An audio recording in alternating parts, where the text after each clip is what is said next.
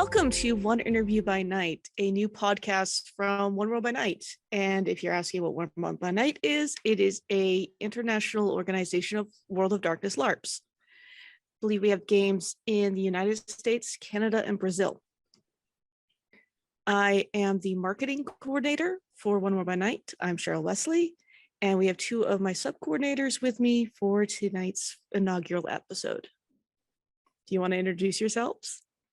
Sure, I'll go first. I'm Christian Keller. I am the video and podcast subcoord. So any editing mistakes, any editing problems, anything that goes wrong, blame me. I've been in the LARP community for over 20 years. Started out with Always Comes the Evening and Wasting the Dawn, two One World by Night games in San Francisco, and here I am. My name's Arielle. I am one of the subcoords for the marketing team. My focus is mostly on event announcements, game blurbs, and some of the general splats and genres within One World by Night. I've been a part of the org for just over 3 years now. I found it from the Mind's Eye Theater books and wanted to be part of a bigger organization. All right, so I'll probably actually tell you about my LARP experience. I have been playing World of Darkness games for over 20 years. My very first One World by Night game was in 2001. I only played the org then for about 6 months, kind of drifted away from it. And then I came back in late 2017 and I've been playing since then, mostly Sabbat because it's my favorite vampire sect. And yeah, I put my name in for marketing coordinator and it's been a lot of fun. I enjoy doing this for everyone. So let's talk about what this podcast is going to be. Christian, this was your idea. Yeah, why don't you explain it? So the idea behind this is to give people kind of a behind the scenes, under the hood look at the people who make the org work. Head coordinators, storytellers, subcoords. Like we're gonna start with a list and go down it and just start interviewing people that make it so that an international organization actually, how do we make it work? What do people bring to the table? What type of stories do they want to tell if they're a storyteller or one of the coordinators for one of the genres? Just give people an idea of why we're doing this, since it's all volunteer. Right, that is actually a really important thing for people who aren't familiar with One World by Night. This entire org is volunteer run. No one gets paid for this. And I think that's what makes us special as the LARP org, because we were all kind of doing it for the love of the game. Definitely. I would agree with that. That's I think it's also important to say, you say completely volunteer, but that's not just the coordinators. Like for folks who aren't part of the org, every storyteller, all of the people that manage the games and the sheets, helping with experience, creating documents for new players, and all of just the resources that go into our org. I mean, I would say between all the teams and everybody, there's well over 100 people that volunteer their time and efforts to bring this org as a whole to life. And I think as marketing team, this is kind of a great jumping point for some of what we do. We're going to be supporting all of those people in marketing and showing what they bring to the table in games, genres, and behind the scenes. Right, and this is our focus is obviously to help people who are in the org learn more about how the org runs, but also new people who are just coming to start playing with us. Yes, if you're hearing this, at the end of this episode, there will be contact information for how to get involved and how to join and how to find us. Please come play with us. We're cool people, I swear. Might cause a little bit of horror, but that's what this is, gothic horror. Let's go. Okay, so here's a question I've got since we're doing the inaugural episode. So One World by Night is based in the World of Darkness setting that is owned by Paradox Interactive. How would you guys sum up the World of Darkness? Oh, that's That's a I mean, you said it before with Gothic horror, and that's a huge part of it. I think with Warm by Night, we've kind of can't say we have really expanded on what White Wolf originally put out. And we've made it a much more expansive world with its own lore and history that is just One World by Night. And yeah, it's a lot of horror. It's a lot of exploring what makes your character tick within this Gothic horror world, with lots of themes that you wouldn't necessarily expect unless you've played World of Darkness games before, which is a lot of themes of faith, a lot of themes of humanity, a lot of themes of, particularly I know with Geru and some of the other Changing Breed games, with how humanity interacts with the environment, with how you interact with death, because a lot of us are playing undead creatures. There are some people who are playing straight up dead creatures in the case of Wraith. In Guru, if you don't lose at least one character, you're playing Guru, right? Right? Because you're warriors in a losing war. Yeah, there's a lot of dealing with loss. I don't think many characters who have been around for very long haven't lost someone. Yeah, I think that loss is a big theme and how you recover from that. But I think with, really, I came into the genre through Sabbat. I came into the org largely as a Sabbat character.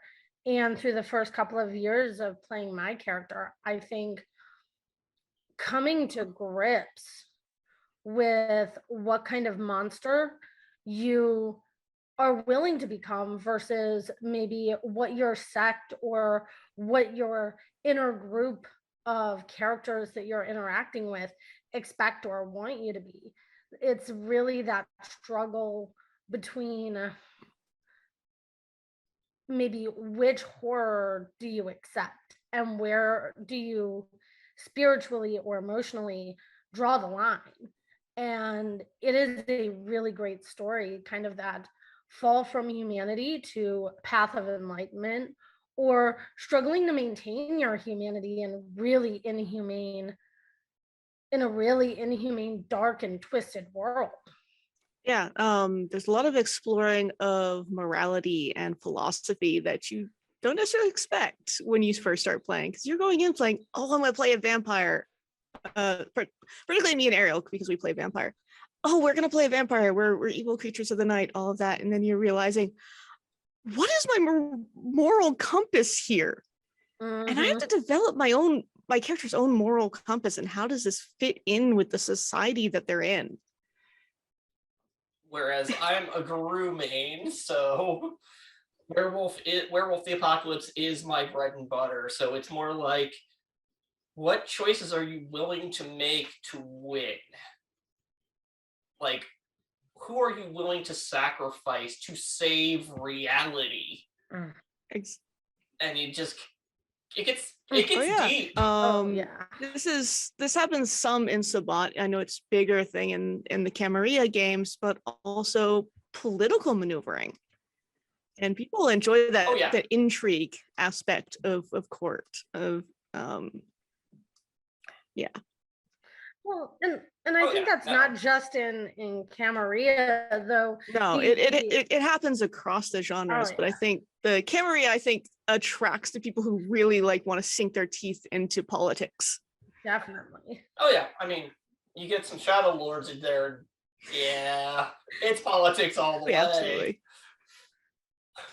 I mean, if you really upset them, though, they do turn into a 9-foot-tall furry killing machine and rip your head off. But hey, the colloquial term is fuzzy chainsaw. Yes, fuzzy chainsaw. I resemble that remark. So, Cheryl, as the kind of head of our marketing team, um, this podcast is just one part of kind of a bigger round of different marketing things that you and we as a team are planning. Is there anything that maybe we're ready to share a little bit about or talk about in relation to this? Absolutely. So due to the pandemic changed so much, and marketing for One More Night kind of fell by the wayside. And we are doing a big push to bring that back. So to bring more people into the org, to bring and to build excitement in the existing player base, many of which, people who weren't comfortable with Discord haven't played in 2 years. A lot of people are burnt out over playing on Discord and they want to get back to live games. So we're getting a big push to get the word out about how things are starting to ramp back up for live play. So we have videos coming out. Christian is working on those. We already have one out. Yep. On the traditions for the Camarilla. Next, I think we're going to be doing the litany for Geru. The litany, and then we'll do the code after that. Yeah, after that, we'll do the Code of Milan. Code of Milan is probably going to be a long video. There's a lot of parts of the Code of Milan. You just make my life difficult. I love it, but okay. There's like 16 or 19 parts to the Code of Milan. We should know this as Subcoord players. We should. Have this I down. can probably list them all, but I can't remember the exact number. I remember what 13 is because for reasons. Don't know why we would be the ones that would know that one. Also, must support the Black Hand. Yeah, I can't imagine why we'd note that. I mean, so about 5 minutes long. Yeah. Got it. Newsletter will be starting to come out again. There are 16, by the way. 16, okay. Newsletter's going to start coming out again. Middle of May. We're aiming for, I think it was the 16th or 17th it'll be coming out. Is whatever the Monday after the 15th is, because the 15th falls on a weekend. I think the 16th is a Monday. But that will be the first new newsletter put out in about 2 years. So we'll have that out. I believe right now what's planned is Ecumenical Council for the Spot just happened. So we'll be having a wrap-up article, actually a couple articles about that. Arielle's covering the sort of in-character, or not necessarily in character, but the actual happenings of what happened at Ecumenical Council. I'm planning to reach out to the storytellers and coordinators who ran Ecumenical Council for their thoughts on running an online event. We're gonna have an in-character thing between some hunter players, I believe. That's your thing, Arielle, right? Yep. We're also going to be introducing an artist corner for, our org has so many creative folks, and really with each newsletter, we'd like to highlight one of the great people in our org that's doing art, whether that's necessarily org related art or not. And we are getting a list together, and I'm going to be putting out some information about a greater list here within the next week or two. And I know we have another person on the team who is working on an article on returning to live play in the age of COVID. Oh yeah, that's is that Marianne doing that one? Doing that one, yeah. Yes.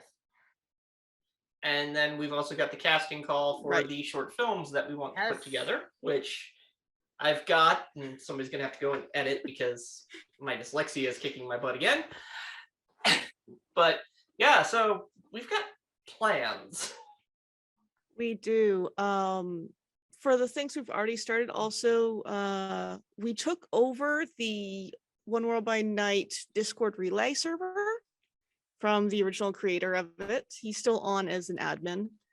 And that is a server that lets you find games that play on Discord.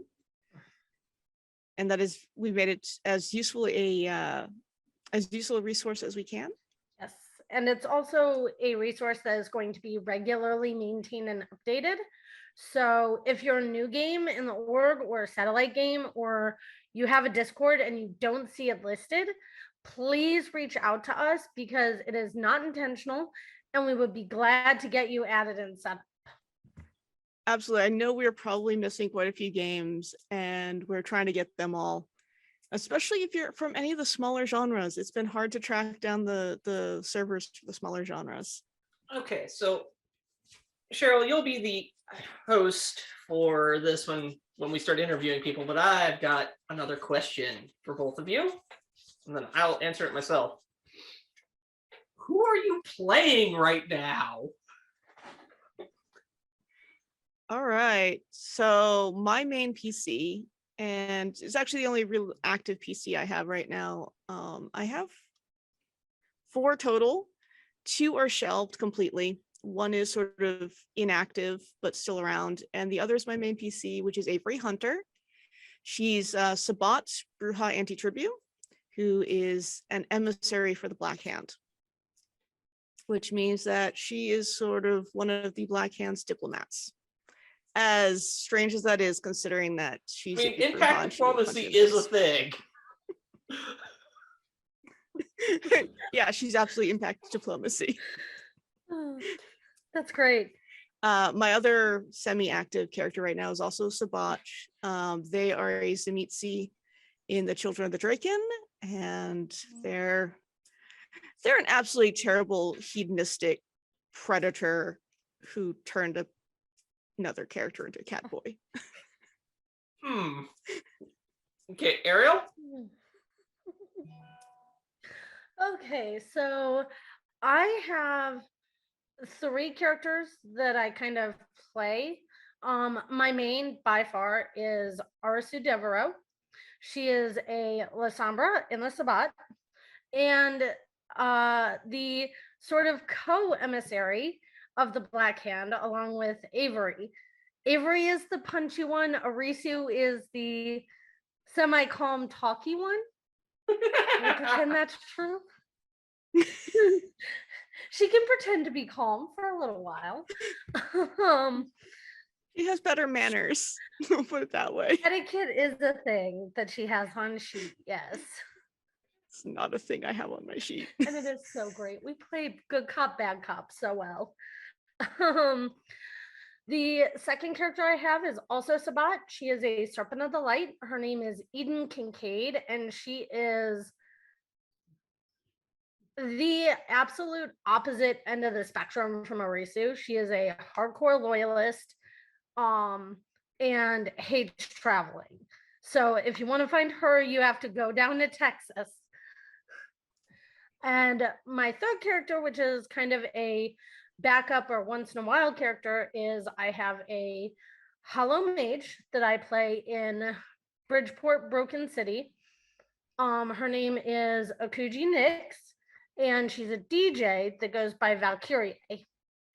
And she's just up in Bridgeport having a lot of fun, causing some chaos and making trouble. Nice. Okay, so for me, my main is actually a werewolf by the name of Daniel Maximum Verbosity McFinn, a Fianna Hamid-born, human-born Galliard. Hopefully by the time this comes out, he'll also be a member of the Brotherhood of Hern, which would be very cool. He's Cleoth rank, but he's kind of sort of being played in the background because I'm also one of the assistant storytellers for Twin Cities Guru in the Minneapolis Twin Cities area. My other character is a Camarilla character, and that would be Turner, my Gangrel, who is the sheriff of the Obsidian Towers game, also in the Twin Cities. And yes, I am that bleep, bleep, bleep, bleep guy. Arisu has heard of you. I hope it was horrible things. I hope it's horrible things. That is fantastic.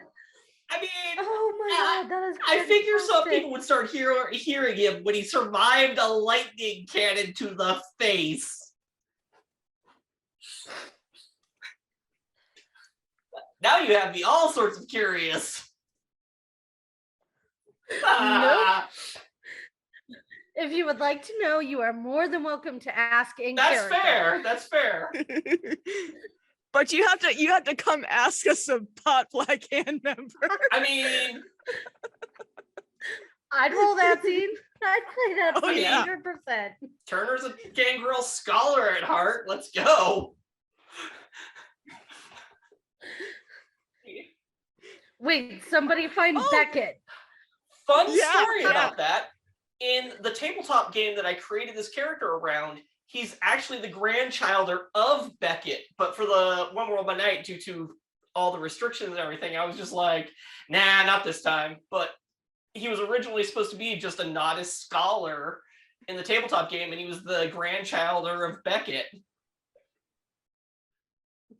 That'd be hilarious. We could meet up with him and then tell him all about our evening chatting with Beckett. Oh that'd yeah, be no, that's on awesome. Turner's bucket list. Like that is on his bucket list, is just to sit down with Beckett for a night.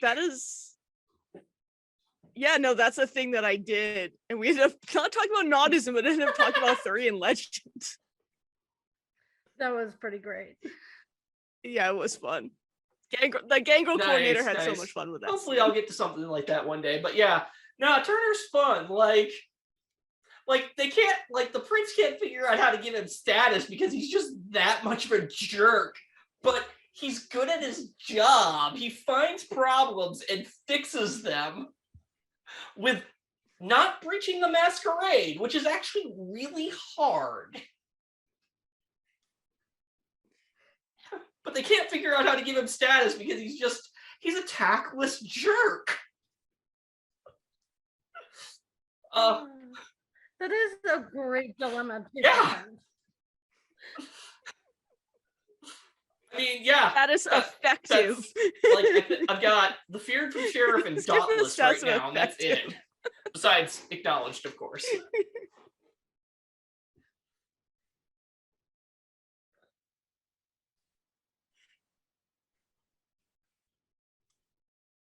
Yeah, and it's also different across kind the of a fun genres thing as to well. talk about, Like is how status Brew is works interesting. for different sects, because it's very Oh yeah, different. and for the listeners at home and for the new people, this is what makes this org so much fun, is the interconnecting stories. Like, I didn't even know that their characters knew about my vampire character because we're in completely different sects. Word travels. It gets fun. Mm-hmm. Yeah.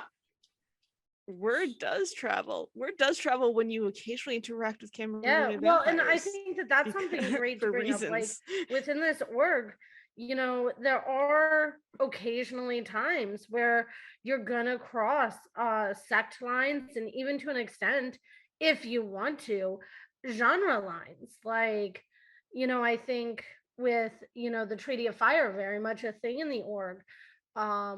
Sometimes there's large plots that bring together the Camarilla and the Sabbat and the Anarchs to all have to come together to fight one big or bad. Yeah, just for those not in the org, the Treaty of Fire is a treaty that allows cross-sect cooperation in situations of large mutual enemies, like say demons and stuff like that. I actually just did a scene not too long ago that was a Treaty of Fire. Treaty of Fire was invoked, and we had Sabbat vampires, Camarilla vampires, and a Queegen. That sounds like it was fun. Okay, so how do we want to kick off the status thing there, Sheryl? Oh yeah, so status. Status is super important in Camarilla. It is a little less important in the Sabbat, and Sabbat status changes a lot. So generally, you're not supposed to like sit on your laurels in the Sabbat. Certain things stick around, like you're initiated, you're a member. If you have status for your faction, like me and Arielle, our characters have the chosen status as being Black Hand, and open Black Hand. There's lots of not open Black Hand. Well, then you also get into sort of your positional status with the Sabbat. Right, like feared for being Ductus or what you get for being Bishop. But like your reputational stuff, that's really fluid and it changes with what you're doing. One of my characters has a status that's Lightbringer for a scene that happened with the Lasombra coordinator plot. And at some point that'll get replaced with something else she's done. But also status doesn't matter as much in the Sabbat. You like, no one cares what your status is really. I don't think I've ever like called on my status despite the fact that I'm got maximum status. And you want to explain how much more status is important in the cam? Sure. Status is what you are in the cam. Like, losing status is real bad. After you go through the accounting and prove that you are not going to violate the traditions of the Camarilla, or Camarilla, depending on how you want to pronounce it, you get acknowledged. And the only way that gets stripped is if you screw up bad enough that they're going to, like, kill your character. Otherwise, you keep it. But status is gained from positional, just like in Sabbat. There's also status for just doing things. Like, my character is considered dauntless within the Camarilla just because he goes out and literally gets his butt kicked for the Camarilla. I think in one scene I took something like 20, I want to say like 20 to 30 ag in one scene. How many Aegis clips was that? 3. Oh, I've been in those scenes. But I've got the gen for it. Generation is how far away from Kane you are, for the listeners at home who don't know this, which gives you certain benefits for each level as a vampire. But I've got enough willpower to burn, and like, I'm hitting that point with the character after 3 years where, unless people teach me out of clan disciplines, I don't really have much to spend XP on. So, yeah, that's actually a big difference between the Camarilla and Sabbat as well. Sabbat kind of trade disciplines like candy. Yeah, you guys are kind of the super friends of vampires. Gotta love Baldery, making you all really like each other. Yeah. And willing to cooperate and trade things. Yeah. On the flip side, you know, I've got Potence 5, so as a gangrel, that's kind of all I need. Because I've got claws. Claws are useful. Do you want me to explain the Guru Renown system? Yeah, because I don't know anything about that. All right, so in Guru, in Werewolf the Apocalypse, each of the different changing breeds, because we've got werebears, werecats, wererats. There's werecrows, werepandas. There's werecrows. There's pandas in the Eastern Courts. There's all sorts of were critters, but werewolf is the core. The Guru are the core. They end up with 3 types of renown. You have honor, glory, and wisdom. And you get that by doing things. And you need a certain number of renown to go up in rank from Cub, which is someone who has just changed, through Cleoth, through Fosterin, through Adrin, Athro, and then to Elder. And then legendary, but then you're instantly an NPC, but so not worried about that. But you have to have the tales of what you've done told. So I play a Galliard, and that's kind of my job as a Guru, is to tell the stories of other Guru and make it awesome. The style I use is poetry. But to gain wisdom, you have to like interact with spirits, solve problems in creative ways, recover lost lore and stories of the Guru.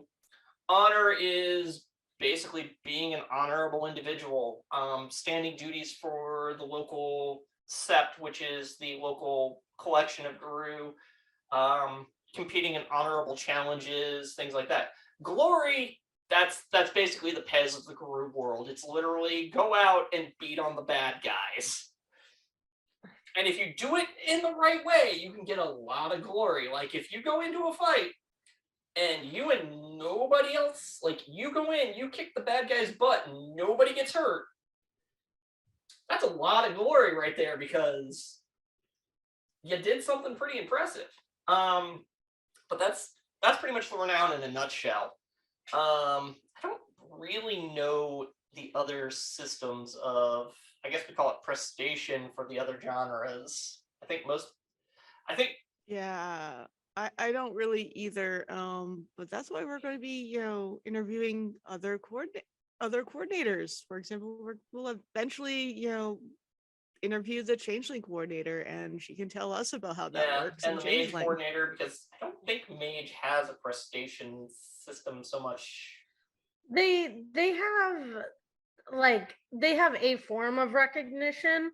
I am unfamiliar with it. That's fair. The only mage I play is called a hollow one, and they literally hate all the other traditions of mages. So I haven't had the opportunity yet to really get into some of those deeper lores and learn about that. I know that Wraith also definitely has a specific kind of prestation and system of sort of, if not status, recognition. Yeah, I believe Demon does as well, but I'd have to check. Quick, where's Dan Hansen? I think, yeah, as I said, I think it's the vampire. I think Anarch does as well. So I think like Anarch absolutely does all the vampire. The Vampire the Masquerade is all about prestation in a lot of ways. It's about showing how good you are. Werewolf has it because it's a key mechanic in how you gain rank and gain more power within the society.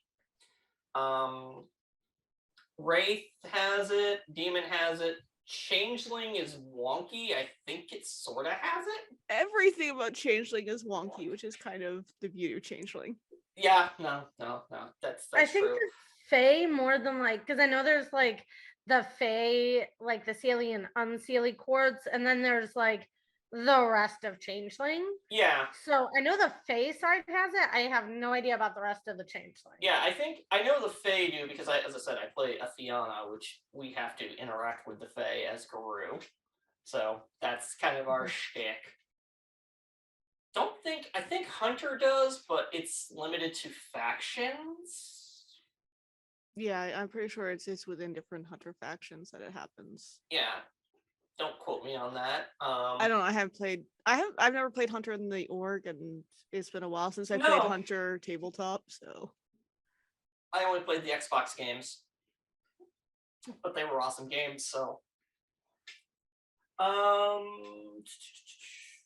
do we have anything else? I don't think so. Believe we're trying to get our first interview to be the head coordinator. Haha, going right to the top. Yes. Ambition. Absolutely. So yeah, I think that's about it. We should have what is our schedule we're planning on for these? Oh, editor. So real quick, the schedule I was thinking of, once we get the a couple episodes recorded and front loaded, we go to once every other week. So just do every other week release, just to make it easier. Unless you veto that, of course, boss. No, that actually sounds really good. So we're just about out of time, so I think I'm gonna wrap this up. Thank you for listening to this sort of scattered first attempt, and I can't wait to get more of these out. These are gonna be fun. One Interview by Night is hosted by Sheryl Westleigh. Contact and interview prep by Arielle. Editing and music by Christian Keller. If you are interested in playing in One World by Night, please visit our website at OWbN.net. You can contact the marketing team at OWbN-marketing@googlegroups.com. One Interview by Night is presented by One World by Night, produced under the Dark Pack Agreement with Paradox Interactive. Portions of the presented material are the copyrights and trademarks of Paradox Interactive AB and are used with permission. All rights reserved. For more information, please visit worldofdarkness.com. This material is not official World of Darkness material and is intended solely for use by One World by Night.